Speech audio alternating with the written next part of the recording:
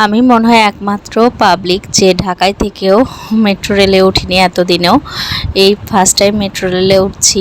তো উঠার মানে অনেক ইচ্ছা ছিল, তো কোনো না কোনো কারণে হয়নি। কারণ আমরা যেইখানে থাকি সেখান থেকে মেট্রো রেল যোগাযোগটা অতটা দরকার হয় না, তো এই জন্য আর ওঠাও হয়নি। তো ওই দিন ঢাকা ভার্সিটিতে যাওয়াতে মানে উঠছিলাম। তো আমার তো খুব ভালো লাগছে যে এত সুন্দর পরিষ্কার পরিচ্ছন্ন, মানে এত সুন্দর আমাদের মেট্রো রেলের পরিবেশ হবে বুঝিনি।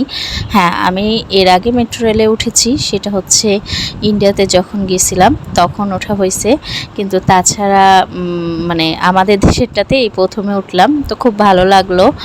আর দেখেন বাহিরের ঢাকাটা, মানে কত উঁচু উঁচু বিল্ডিং দেখা যাচ্ছে। তো এই তো ভিডিওটা এই পর্যন্ত।